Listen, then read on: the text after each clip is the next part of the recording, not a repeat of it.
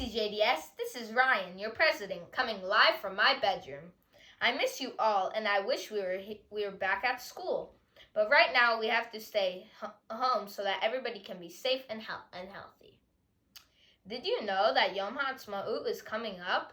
The day we celebrate our beloved country, Israel. We are going to have a Yom HaAtzmaut gathering at 1:30 on Wednesday, April 29th. The third grade is going to present the cities of Israel that they have studied this year. And then at 2 o'clock, we will join Jewish people all over the world to celebrate together. In order to really feel the excitement, come to the Zoom celebration dressed in blue and white or something that has to do with Israel.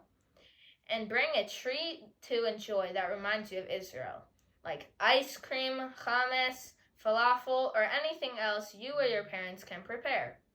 The Zoom link will be on Seesaw and Google Classroom, and your parents have received an email too with the information.